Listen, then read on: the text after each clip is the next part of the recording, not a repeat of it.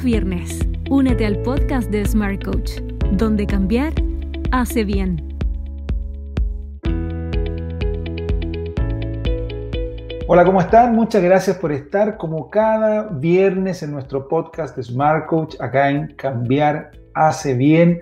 Recuerden que pueden encontrar todos los episodios de nuestro podcast en el sitio web cambiarhacebien.com, también en nuestra página smartcoach.global y en diferentes plataformas, en YouTube, Spotify, Apple Podcasts, Google Podcasts, siempre para estar más cerca de ustedes con contenido que pueda ser de valor en el crecimiento personal y profesional.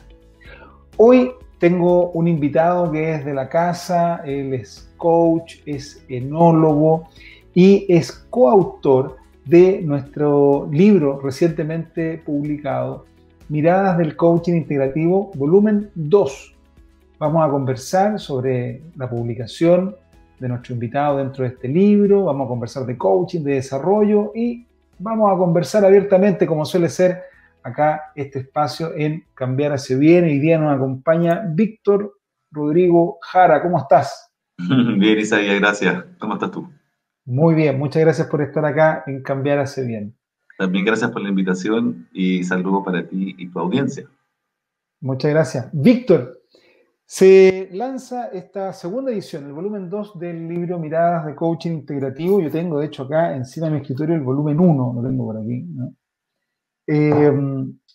Cuéntanos un poquito para que la gente sepa un poco más cuál fue el foco de la temática que abordaste dentro del libro, cuál es la usabilidad. Tú vienes además de un mundo que usualmente está como un poco más alejado de estos temas, ¿no? El mundo de la enología, que es todo un arte, todo un mundo, ¿no?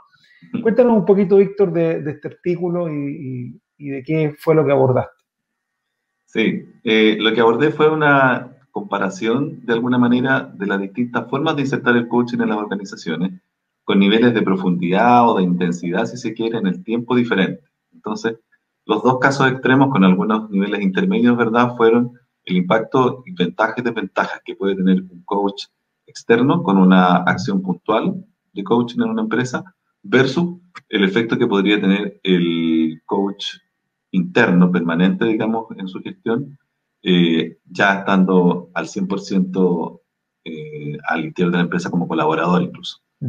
Entonces, ahí hay bastantes graduaciones, ¿verdad?, variables, efectos que pueden ser de alguna manera relativizados, pero me interesaba porque justamente cuando yo estaba estudiando, estábamos hablando de que unas, por ejemplo, de las seriales que tenían coach interno, veíamos las grandes empresas que tienen un coach, una figura de coach permanente, y en contraparte también tenemos la figura del líder coach, que es una jefatura que tiene habilidades de coaching, de coach, ¿ya? Pero que son roles de alguna manera distintas, porque el foco está puesto en habilidades y en desarrollos diferentes dentro de la empresa.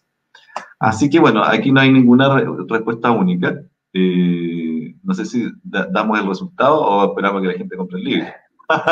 Bueno, antes de llegar ahí, una de las cosas que yo siempre la comento porque me ha pasado muchas veces en mi ejercicio profesional como coach, es que uno se sienta a conversar con las áreas responsables de estos temas en la empresa y muchas veces no tienen idea de qué están pidiendo y mucho menos de qué es coaching, ¿no?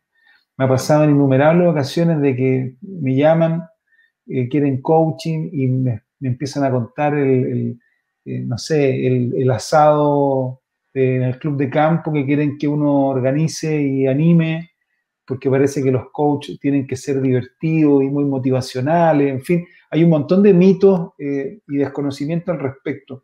En ese sentido, Víctor, ¿cómo poder explicarle a la gente en fácil que sí, que no? Porque independiente si la empresa toma la decisión de un coach interno o externo, si no tiene claro cuál es el rol y para qué existe, chuta, la probabilidad de equivocarse parece que es grande, ¿no? Claro. Un poquito de entender, ¿verdad?, cuáles son las motivaciones que tiene la empresa para contratar el servicio.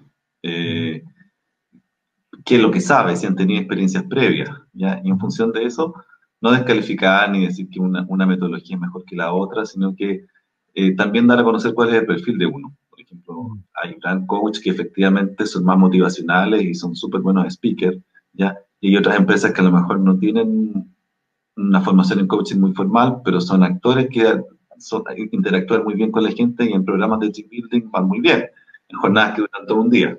Ahora, ¿cuánto de eso queda en la empresa? ¿Cuánto de eso tiene un efecto permanente en la organización? También hay que reflejárselo. Y ahí es importante entonces ver qué es lo que están esperando y con cuánto tiempo también disponen, no solamente capital, porque hay personas que también, organizaciones que esperan cambios mágicos en muy poco tiempo, ya sin afectar, digamos, los horarios, una serie de condicionantes que en el plano real la ecuación a veces no da tan bien. Y en ese sentido, y llevándote un poquito como al resultado de esto, entendiendo que no hay respuesta única, que va a depender de la cultura de la organización, del objetivo que tienen, de un montón de variables, ¿qué conviene más, Víctor? ¿Conviene más tener un coach interno, contratar a un coach un poquito más spot que me ayude cuando lo necesito y después muchas gracias? Sí, un poquito como para redondear lo anterior, podríamos también hablar de que hay distintos niveles. Yo creo que efectivamente yo vengo también de un área agrícola, del área agrícola, la verdad, soy agrónomo, en donde el tema de desarrollo de habilidades transversales, comunicacionales, blandas, de relaciones, tiene un nivel distinto al que uno puede ver, por ejemplo, en oficinas que están en el World Trade Center, por decir algo, ¿ya? Hay un nivel de exigencia y de foco muy diferente. Entonces, efectivamente puede ser que algunas personas o empresas lo que busquen es simplemente una capacitación. Para eso no necesariamente habrá que ser coach o crear un programa de coaching, ¿vale? Y luego de ese programa de capacitación, pueden venir programas ya más puntuales, más extensos, y la figura, a mi modo de ver, ¿verdad?, de desarrollo máximo, es la de un coach más permanente, que puede ser de medio tiempo, tiempo completo, que para eso se requiere, ¿verdad?, un capital, una dimensión de una empresa que lo justifique, ¿ya? Y una conciencia también en lo que puede aportar el desarrollo de habilidades blandas, que hoy en día más que nunca se ha hecho presente, y que lamentablemente tiene un poquito claro la restricción del capital disponible. Entonces, lo que yo pueda pensar que es mejor, hay que siempre adaptarlo, ver bien a qué escala de empresa estamos hablando, qué nivel de desarrollo. Y eso sobre todo que tú comentas, Isaías, de que las empresas a veces solicitan programas o servicios de coaching y hablan de otras cosas o quieren involucrarse de alguna manera yo lo he visto más también en empresas extranjeras, al menos en el área agrícola, que tienen de alguna manera a Chile como referente en varios ámbitos, y uno de esos es en el tema del coaching, y eso está súper bien, ¿vale? Y también son súper permeables a propuestas, ¿ya?, que uno le pueda realizar. Y hoy en día tenemos también en Chile un poquito una realidad, siento yo, distinta, en el sentido de que muchas empresas han probado programas de coaching o servicios bien puntuales, y a veces por enfoque, por el perfil, por distintas situaciones, no se logra tan bien el resultado esperado. Ahora, eso tiene que ver no solamente con el servicio, sino que con la cultura organizacional, ¿verdad? De qué tanto están dispuestos ellos a gestionar un cambio, qué tanto compromiso hay de verdad, y qué tanto las empresas están conscientes del valor de los trabajadores, no solamente a partir de sus conocimientos técnicos, sino que de las relaciones que pueden formar entre ellos. Entonces, como te repito, no hay una relación única. Sí. A mí me gusta mucho de lo que estaba pasando ahora, ya, que por supuesto es muy terrible en muchos sentidos, ya, el tema de pandemia, con lo previo, estallido social, etcétera, pero ha apelado mucho a la capacidad de autorregulación de los miembros de un equipo de trabajo, respecto a lo que es el teletrabajo, respecto a la motivación que hay con las funciones y el compromiso que se puede demostrar. Todo eso es algo que se puede reforzar a través de los programas de coaching. Ahora, dime. Ahora, ¿con qué criterio uno debiese elegir según tu experiencia? Porque acá tenemos, creo yo, como en toda relación, ¿no?, dos partes de la historia a lo menos. Por un lado está la empresa que dice, ¿sabes qué? Necesito dar apoyo al desarrollo de las personas, o quiero hacerlo, me interesa ver, probar, o en fin. Y muchas veces con la mejor intención y con el presupuesto disponible, poco, mucho, más o menos, da igual, salen en esta búsqueda, pero si bien son permeables, como dices tú, a las propuestas, muchas veces tampoco saben con qué criterio elegir, ¿no? O Claro. sea, ¿en qué me fijo? Entonces, por ejemplo, tú eres enólogo, trabajas hace muchos años en esa industria, conoces bien el área, y si alguien te hace una pregunta respecto a temas del vino, de la uva, etcétera, lo más seguro es que tú tienes una serie de criterios que tú dirías, mira, hay que fijarse en esto para tomar tal o cual decisión, ¿sí? En el mundo del acompañamiento, ¿cuál sería tu recomendación para las organizaciones? ¿En qué se tienen que fijar a la hora de elegir? Sí, en el tema de la elección es súper importante, primero lo concreto, lo verificable. En ese sentido, la formación respaldada en lo que se quiere transmitir es importante. Por eso que algo que siempre ponemos hincapié, ¿verdad? Es que las empresas creen este hábito de elegir o que entre los elegibles estén personas con formación verificable, ¿ya? Certificaciones de distinto nivel, pero que sea verificable. Lo otro es, bueno, historial de cliente. O sea, es difícil hoy en día que las personas se decidan por un servicio que no pueden constatar previamente. Y ahí creo que vale la pena plantearse siempre cómo está haciendo nuestra comunicación de tributos, tenemos página web o no como coach, tenemos clientes que son verificables, cuáles han sido los proyectos en los que se ha participado. Y esto es algo gradual. Si estoy recién empezado, por supuesto, puedo demostrar cosas distintas que si ya llevo un tiempo en el mercado. Claro. Pero aún así, si estoy recién graduado, supongamos como coach, yo puedo reflejar cuál es mi historial laboral previo, que de alguna manera podría justificar mi enfoque en esta área, ¿ya? Te lo hablo desde el punto de vista mío como agrónomo, ¿ya? Que independiente de que yo me certifiqué como coach hace un par de años atrás, 4 años ya, mi historial laboral previo de alguna manera resumía algunas cosas o me enfocaba, me da un background o una credibilidad en algunos temas relacionados Sí, a la formación de equipos, al área productiva. Y lo tercero también es importante ver cuál es la experiencia directa del profesional en el área. ¿Ya? Probablemente si yo estoy junto a un médico coach y una empresa de medicamentos, ya terminan eligiendo al médico coach y no al agrónomo coach, porque tiene una experiencia dentro del rubro claro, distinto, ¿ya? claro. Pero también hay que nunca olvidarse que el coaching es una metodología transversal que es aplicable a distintos contextos, ¿ya? Y que si bien es cierto uno no va ahí a hablar conceptos técnicos, ayuda, pero también es estudiable, digamos, si la persona es aplicada. Sí, claro, no es de la NASA tampoco, ¿no?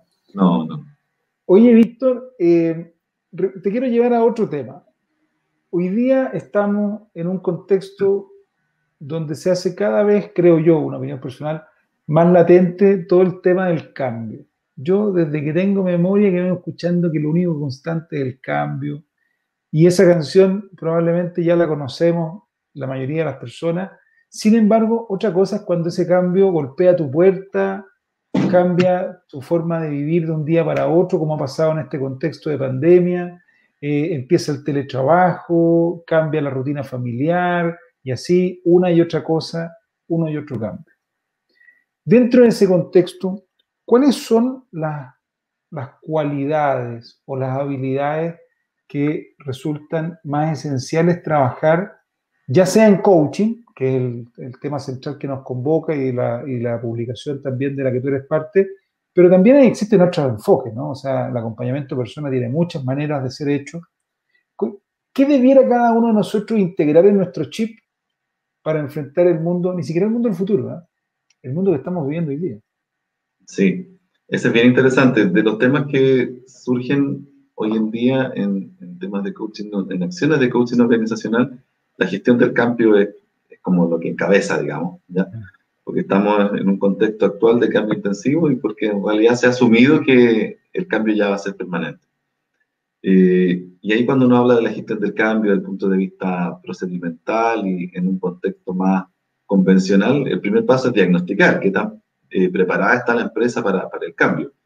Y ahora con lo que ha ocurrido, ¿verdad? No hubo tiempo para el diagnóstico, o sea, estamos todos arriba del cambio y hay que ver cómo respondemos. Entonces el plan es intensivo y no hay mucho tiempo para planificar en el mediano o largo plazo. El cambio es hoy.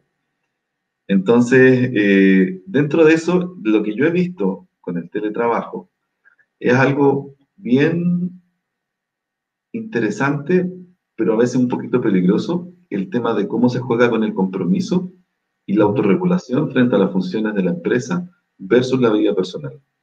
¿Ya? El compromiso es algo súper importante, finalmente si estamos seleccionando gente para integrar a nuestra empresa, es algo en que nos fijamos y que tratamos de reforzar, ¿verdad? Como líderes, pero también yo como trabajador tengo que fijarme hasta qué punto también tengo compromiso conmigo mismo y con mi vida personal. De ahí el teletrabajo, vemos que en Chile en general, si bien es cierto, es una empresa Chile es un país, ¿verdad?, con una plataforma tecnológica interesante, con un desarrollo tecnológico interesante, no hay una normativa ni una cultura que apunte mucho al autocuidado. Y por eso vemos que en general, si nosotros hablamos de productividad o de lineamientos de competencia hoy en día, incluso países tan, si se quiere, empresariales o que no se malinterprete políticamente la palabra, capitalistas como Estados Unidos, cuidan más a su gente que países como los nuestros, en donde no hay una cultura de autocuidado en sí misma, ni tampoco de las empresas hacia sus trabajadores. Entonces, de verdad que el tema de la autorregulación y cómo manejamos estos límites, ¿ya?, para poder rendir, ser productivo, ser comprometido, sin afectar mi vida personal, yo siento que es algo muy relevante de manejar y que se trabaja caso a caso. O sea, no podríamos hacer una capacitación general en donde haya una sola llave para cada uno, porque cada uno tiene contextos diferentes. Y por eso mismo también es importante ver cómo se equilibra la balanza, porque no podemos llegar como coach a distorsionar el panorama del empresario o del gestor o del director, ¿verdad?, con un discurso que proteja al trabajador y no al logro de objetivo. Claro, a mí me llama la atención, hay varias cosas, que, por ejemplo, y esta no representa la opinión de Smart Coach, es una opinión personal, me llama la atención, por ejemplo, la mera idea de que cuidarse y producir no vayan de la mano, ¿no? Como si fueran antagónicos, como si queremos ser más productivos, entonces la gente queda como más vulnerable. Creo que tiene más que ver con cómo hacemos lo que hacemos, con a que eso realmente sea así. Claro. Y por lo tanto creo que ahí hay un desafío y una oportunidad de decir, espérate, ¿cómo logramos aprender una manera de hacer lo que hacemos que nos permita lograr resultados y cuidarnos a la vez, ¿no? Claro. Y por otra parte, otra cosa que me llama la atención, y te quiero hacer la pregunta antes que ya se nos acabe el tiempo, es, mucho se habla de estos procesos de acompañamiento para mejorar la productividad, mejorar el rendimiento, en el fondo hacer que las cosas pasen. Y cuando hablamos de este tema, suele surgir este asunto que yo estoy de acuerdo en una parte importante de esta dimensión que tú comentas de decir, oiga, pero tenemos un desafío de cómo compatibilizar, ¿no? Cómo marcar estos límites de qué es trabajo, qué es vida personal, qué es ocio, qué es descanso, en fin, otros temas, ¿no?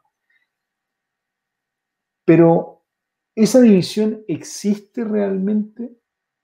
¿O esa división es más fácil poder hacerla, suponiendo que sí existe, cuando somos altamente productivos o efectivos, pero no como una cualidad puesta en el trabajo, sino que como un atributo personal? O sea, logro ser efectivo en mi vida personal, con los amigos, con la familia, en el trabajo. Tiene que ver ya con una cualidad de la persona, más que con un asunto del contexto. ¿Cómo lo ves tú eso, Rodrigo?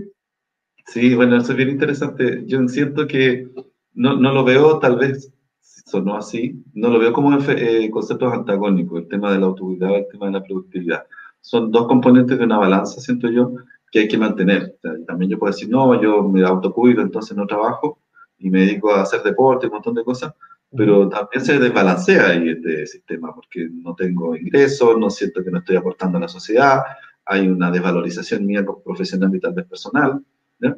Entonces es importante cuidar eso y no generarlo precisamente como efectos antagónicos, que es parte también de lo que uno trabaja en la resolución de conflictos. No hay dos bandos. Lo del... ¿Cuál fue la otra pregunta que me comentaste? Respecto al tema de la efectividad o la productividad, sí, ¿es una cualidad en el trabajo o una cualidad personal que se lleva a todas partes? Yo creo que hay personas que son innatamente efectivas, muy ágiles en temas de comunicación, en temas de acción y gestión. Ahora, también yo veo que hay personas que son muy efectivas y que también procuran llevar esa habilidad a relaciones personales, y hay a veces que hay que tener cuidado, porque yo no puedo pretender tener una conversación eficaz con un amigo que no veo hace mucho tiempo o hace poco tiempo, si lo que estoy buscando es otro tipo de hacer, tal vez un apretón de mano, una conversación de cosas irrelevantes, ya reírse de cosas de las cuales uno en el contexto laboral no está acostumbrado. Ahí hay que cambiar un poquito el switch, porque también nos podemos encontrar con personas que a veces son un poquito mecanizadas o automatizadas en cierto estilo. Y finalmente yo no sé si estoy hablando con el amigo o con el profesional. Somos uno y tenemos distintos ámbitos. ¿Cómo nos manejamos con esos ámbitos? Tiene que ver un poquito con el equilibrio y con este yin-yang, si se quiere, nos ponemos medio orientales, ¿verdad? En donde las dos partes son necesarias y es importante saber administrar. Hay un concepto que a mí me gustó mucho cuando estudié y que lo he ido aplicando siempre, que es el tema de la gestión de las emociones. De que no se trata de no sentir o sentir solo una cosa, sino que administrar estas emociones o administrar las relaciones según el contexto, ¿no? Sin que uno tenga siempre una sola respuesta. Sí, claro, es un proceso, ¿no? Coherente con sus principios siempre. Perfecto. Don Víctor Rodrigo Jara, oye, agradecerte la conversación en el podcast del día de hoy, mandarte un gran abrazo, éxito en todos tus proyectos y también a ver si antes de cerrar invita a la gente a leer tu artículo, a conocer más del libro del cual eres parte. Sí, mira, más allá de leer el mío, que mi artículo que es una parte de un tremendo compilado de artículos muy interesantes y muy diversos. Yo creo que siempre, así como están los podcasts, tantas opciones de autoaprendizaje, esta opción es bien interesante porque es muy variada, ¿ya? Y es multidimensional y multidisciplinaria en cuanto a los profesionales que participaron ahí. Entonces, enriquece mucho. Yo lo he ido revisando, lo he ido leyendo por partes, y es muy interesante tenerlo, digamos, ahí como herramienta permanente. Enriquece mucho. Y reencantarse también con la lectura, eso es importante. Ante tanta lluvia de imágenes, el leer, el introducirse en un texto, es bueno para la mente. Tal cual, tal cual. Víctor, te mando un abrazo, que estés muy bien, y agradecerle también a toda la gente que nos acompañó en este podcast el día de hoy. Ya lo saben, acá en Cambiar Hace Bien, todos los viernes un nuevo episodio, lo puede ver en nuestra cuenta de YouTube de Smart Coach, o revisar también en Spotify, Apple Podcasts, Google Podcasts y en nuestro sitio web www.smartcoach.global. Les mando un gran saludo y nos vemos o nos escuchamos, depende de la plataforma, la próxima semana. Que esté muy bien. Cuídate mucho, Isaías. Gracias por la invitación. Chao, gracias a ti.